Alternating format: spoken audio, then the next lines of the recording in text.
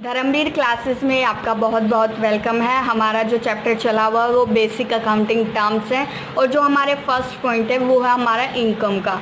Surplus of revenue और expenses is called income. मान लीजिए जितने भी हमारे बिजनेस में खर्चे हुए हैं उन खर्चों से ऊपर जो हमारा रेवेन्यू पर सरप्लस होता है वो हमारी इनकम होती है। तो हम अपनी इनकम को कैसे निकाल सकते हैं? अपने रेवेन्यू, टोटल रेवेन्यू में से जो टोटल एक्सपेंसेस हैं अगर हम उनको माइनस कर दें तो हमारी इनकम आ जाएगी। गाइज ये 1 नंबर के क्वेश्चन में आ सकता है तो आपको थोड़ा याद रखना पड़ेगा।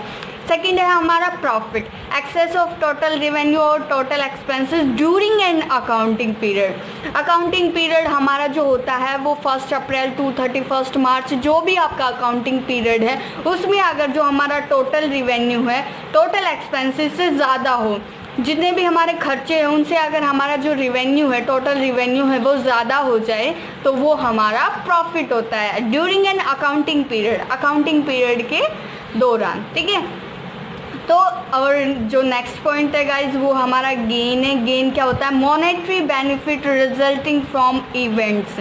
गाइज याद रखना प्रॉफिट और जो गेन में उसमें थोड़ा डिफरेंस है। प्रॉफिट जो होता है वो आपको एक अकाउंटिंग पीरियड, मतलब पूरा साल आपके एक बिजनेस को हो गया या जितना अकाउंटिंग पीरियड आप रखते हैं उतना अकाउंटिंग पीरियड अगर आपको हो गया है वो तो आपका प्रॉफिट निकलेगा। लेकिन जो आपको गेन होता है वो अचानक होता है किसी चीज़ पर। मॉनेटरी बेनिफिट, मान लीजिए जैसे अभी जो कोविड-19 फैला हुआ है तो उसमें जो हमारे मासेस हैं, मास्क वगैरह है या सैनिटाइज़र, उस पर जो अचानक उन्हें बेनिफिट हुआ है वो हमारा गेन है। और जो हमारा अकाउंटिंग पीरियड के अकॉर्डिंग जो आएगा वो हमारा प्रॉफिट होगा। तो अचानक से जो हो रहा है वो हमारा गेन है और एक अकाउंटिंग पीरियड के दौरान जो हो रहा है वो हमारा प्रॉफिट है। गाइस लॉस आई थिंक तो सबको पता होगा, जब हमारे खर्चे ज़्यादा हो जाए रेवेन्यू से या कुछ भी, मान लीजिए आपके जो खर्चे ज़्यादा होकर आय कम हो जाए, रेवेन्यू कम हो जाए तो वो आपका लॉस होता है। परचेज क्या होता है? It is only use for the purchase of goods. Guys किसी भी सामान को किसी दूसरे ग्राहक से लेना, वस्तुओं की खरीद करना ही आपका परचेज होता है। आई थिंक तो आज के टाइम में परचेज का सबको पता होगा। परचेज रिटर्न क्या होता है? जब हम अपना वो सामान, खरीदा हुआ सामान किसी सप्लायर से जिससे ख़रीदा है उसको वापस लौटा देते हैं तो वो हमारा परचेज रिटर्न होता है। और गाइज ये टर्म रिटर्न आउटवर्ड के नाम से भी जाना जाता है और बहुत सारे क्वेश्चन में अगर आपको कहीं पर रिटर्न आउटवर्ड लिखा हो मिल जाए तो उसका मतलब परचेज रिटर्न ही है। आपको कंफ्यूज होने की ज़रूरत नहीं है, बहुत सारे क्वेश्चन में आपको रिटर्न आउटवर्ड ही लिखा मिलेगा परचेज रिटर्न की बजाय। नेक्स्ट पॉइंट है हमारा सेल्स। आई थिंक तो ये भी आपको पता होगा, किसी भी सेवा या सामान को खरीदना किसके बदले? पैसे के बदले, सर्विस और goods transfer to customer in exchange of price, मतलब कस्टमर को देना, खरीदना नहीं, सॉरी गाइस, जो आपकी सर्विस है या जो सामान है वो कस्टमर को ट्रांसफ़र करना, किसके बदले? पैसे के बदले, वो आपकी सेल होती है। परचेज में आपका ख़रीदना होता है, सॉरी गाइस।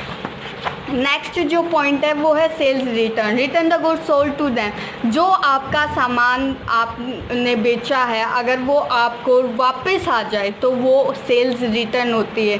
गाइस ये भी रिटर्न इनवर्स, यहाँ पर भी जो सेल्स रिटर्न है वो हमारा रिटर्न इनवर्स भी यूज़ हो सकता है, तो क्वेश्चन में आपको कंफ्यूज होने की ज़रूरत नहीं है।